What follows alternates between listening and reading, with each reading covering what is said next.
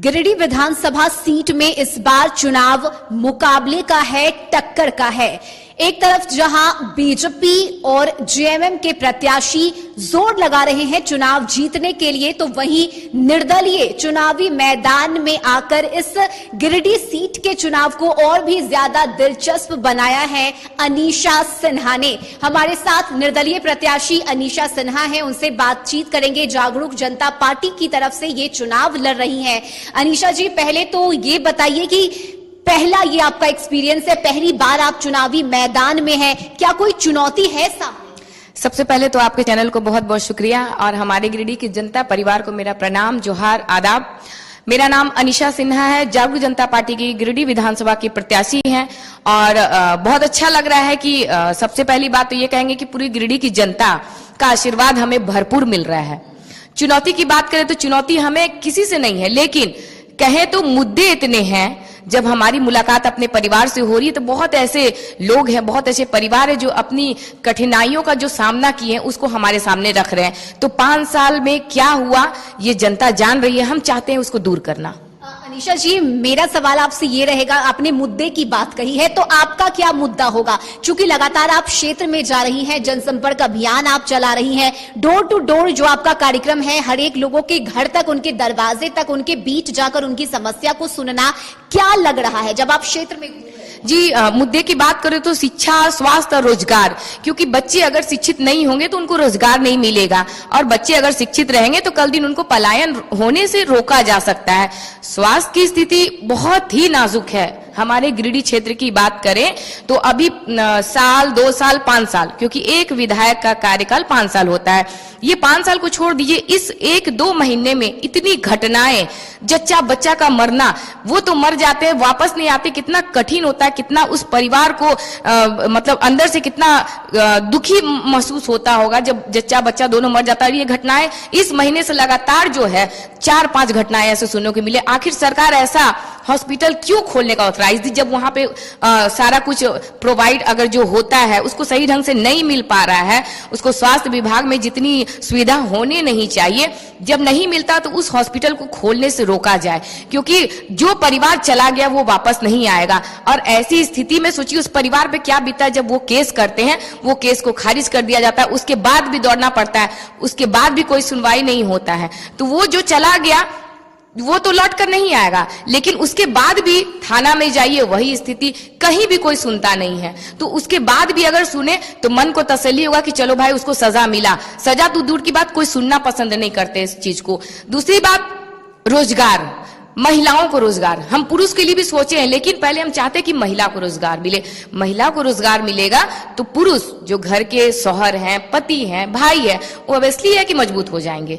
तो महिलाओं को रोजगार आज तक कोई नहीं सोचा। अगर बड़े बड़े नेता आज महिलाओं का दर्द समझते तो आज महिला हमारे पास एकजुट नहीं होती। हमारा नॉमिनेशन काबिले तारीफ था, ये हमने पूरी गिरिडीह की जनता का तहलका का विषय है कि इतनी महिलाएं, हमको लगता है 10,000 से भी ऊपर महिलाएं हमारे नॉमिनेशन में, रोड शो में, प्लस हम जहां नॉमिनेशन किए वहां पहले से लोग बैठे हुए थे।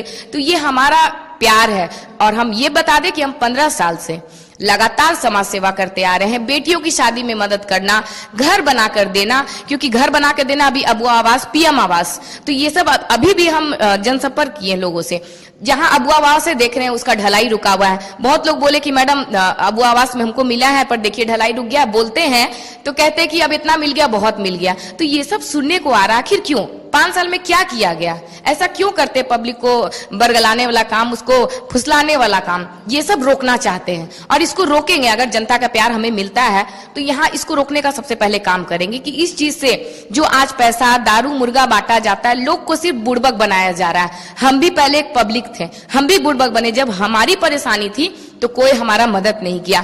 आज उसी दर्द को झेलते हुए हम महिलाओं के लिए खड़े हैं। महिलाओं को एक दर्द होगा तो वहां हम अपना जान देने के लिए भी तैयार रहेंगे, क्योंकि हम भी एक महिला है, हम उस चीज को झेले हैं, आज से नहीं। ये 15 वर्ष पूर्व की बात है जब हमें कठिन परिश्रम करना पड़ा, उस समय कोई हमारा साथ नहीं दिया। हम चाहते हैं कि महिला सशक्त हो, महिला को सशक्त करना हमारा प्रमुख मुद्दा है, बच्चे को शिक्षित करना हमारा प्रमुख मुद्दा है, स्वास्थ्य के प्रति भी जो है हम भावुक रहते हैं, ये सब हमारा मेन मुद्दा है। आप लगातार क्षेत्र में जा रही हैं, जनता के बीच जाकर उनकी क्या समस्या है आपने अभी बताया। मेरा सवाल आपसे यही रहेगा कि अगर अनीशा सिन्हा जीत कर आती हैं तो क्या बदलाव दिखेगा गिरिडीह? बदलाव तो देखने लायक होगा, क्योंकि अभी गिरिडीह जिले में आधा से ज्यादा लोग हमसे जुड़े, लेकिन थोड़ा सा इसमें हम बताना चाहेंगे कि पूरा गिरिडीह जिला, लेकिन हमारा जो विधानसभा है वो खास टाउन और पीरटार, ये दोनों मेन है हमारा। अगर पूरे गिरिडीह जिले का वोट आना रहता तो हम ऐसे ही जीते हुए थे, लेकिन फिर भी मुझे बहुत गर्व महसूस हो रहा है कि अभी भी हम जीत हासिल कर सकते हैं, अगर पब्लिक बुड़बक ना बने तो। क्योंकि पब्लिक के ऊपर ही अब डिपेंड करता है, क्योंकि जो विधायक, सिटिंग विधायक हो या पूर्व के, उन लोग भी जो काम किए हैं अपने जनता के लिए काम किए, और हम भी जो 15 वर्ष से समाज सेवा किए हैं वो भी अपने जनता के लिए काम किए हैं। तो अगर ये चुनाव हम लड़ रहे हैं, जनता हमें सपोर्ट करती है, तो हम चाहते हैं कि एक बार गिरिडीह का बदलाव जो है देखने लायक रहेगा। और हम ये भी कहेंगे कि चुनाव अनीशा सिन्हा ने, चुनाव ये जनता लड़ रही है, और चुनाव में अगर जीतेंगे तो ये अनीशा सिन्हा की जीत नहीं, हमारे परिवार गिरिडीह जिले की जीत होगी। यानी आपको विश्वास है कि इस बार बदलाव की हवा चलेगी? क्योंकि बीजेपी की मैं बात करूं, जेएमएम की बात करूं, तो कई बड़े नेता यहां प्रचार प्रसार के लिए आ रहे हैं, दावे भी कर रहे हैं कि अगर हम जीत कर आएंगे तो हम आपके हित में काम करेंगे। क्या ये आपके सामने ये चुनौती नहीं है, क्योंकि आपको भरोसा है? बिल्कुल भरोसा है, वो तो पब्लिक खुद ही बोल रही है कि इतना साल से किए क्या, कहीं भी गली मोहल्ले जा रहे हैं, इतना साल से किए क्या, कोई भी नेता नहीं किया। तो ये सुनने को मिल रहा है, तो जनता भी परेशान है, क्योंकि हम तो डोर टू डोर जा रहे हैं, आज से नहीं 15 अगस्त से लगातार। इतना जल्दी कोई जनसंपर्क नहीं करता है, लेकिन खुद हम एक महिला होके एक एक दिन में 5, 6, 7, 8 सभा हम किए एक दिन में। हम घर में अपने बच्चे को छोड़ के जाते ताकि कोई परिवार छूटे ना, उसको सही राह दिखाने का हम प्रयास कर रहे हैं, और हम चाहते हैं कि कोई परिवार बुड़बक ना बने। आज तक 5 साल में क्या काम हुआ? कोई भी नहीं हुआ।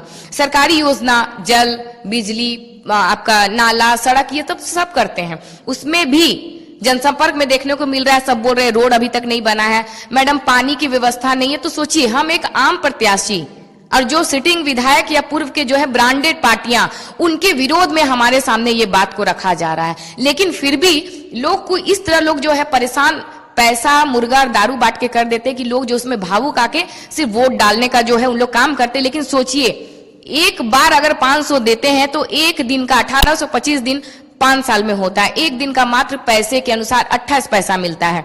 2000 कोई किसी को देता है तो एक दिन का 1 रुपया 8 पैसा, क्या उतना ही पब्लिक का है?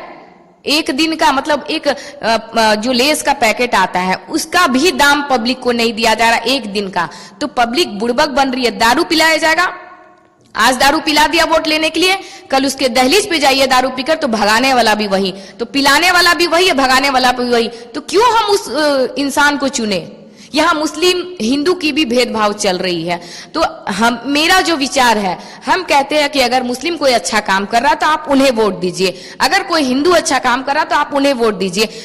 चेहरा और जातिवाद से वोट नहीं लेना चाहिए, जो आपका विकास कर सके आप उसको चुनिए, क्योंकि बदन काटेंगे तो खून एक ही गिरेगा। मेरा यही मानना है कि पब्लिक अब समझदार हो चुकी है, और हम चाहते हैं कि ये 10 दिन में पब्लिक अपना मनसा को ना बदले। एक बार विचार करें, महिला प्रत्याशी हैं, अभी तक इस दशक में 40 साल के इस जो दौरान चला है, 40 साल का महिला विधायक अभी नहीं है। हम चाहते हैं कि एक बार महिला विधायक को चुनिए। 15 साल से समाज सेवा कर रहे हैं, आगे भी करेंगे। रही बात, अगर पब्लिक, हमारे परिवार हमारा सहयोग करते हैं, हमें वोट मिलता है, तो 15 साल में जो कोई विधायक नहीं कर सका, हम आज खुद महिलाओं के बोल रहे हैं ये गर्व से, और हम पूरा वादा करते हैं कि बदलने लायक गिरिडीह जिला होगा हमारा। बिल्कुल, यानी बदलाव की जो तस्वीर है वो गिरिडीह में देखने को मिलेगी, और साथ ही जैसा आपने बताया कि अब लोगों को जागरूक होना होगा, जात पात से ऊपर उठकर आपके लिए जो विकास कर रहा है, जो आपके लिए काम कर रहा है, आपको उसे वोट करना चाहिए। देखिए, बीजेपी की तरफ से गोगो योजना,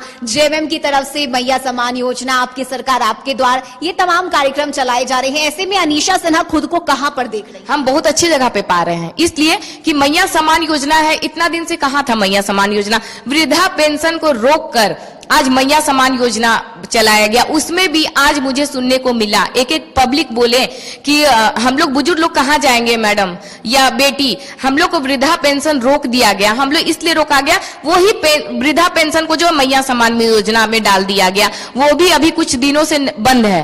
2-3 महीना, बहुत ऐसा सुनने को मिला 2-3 महीना से नहीं मिला। तो मैया सम्मान योजना, गोगो योजना और भी कई योजनाएं कोई बोल रहे हैं हम देंगे 2100, कोई बोल रहे हैं 2500 हम देंगे, तो हम उसमें नहीं घिरना चाहे, हम भी चाहेंगे 3000 बोल दे, लेकिन उतना ही बोलिए जितना आप कर सकते हैं। किसी को झूठ बोलकर पब्लिक को बुड़बक ना बनाइए, क्योंकि जो वृद्धा पेंशन है वो तो बूढ़ी माता या कोई भी बुजुर्ग है, चाचा, वो तो नहीं जाएंगे लड़ने। और रोजगार अगर आप दीजिएगा महिलाओं को, तो आप लड़ के भी महिलाएं जो है आपसे पैसा ले सकती, क्योंकि वो रोजगार है, वो काम करके आपसे पैसा लेगी।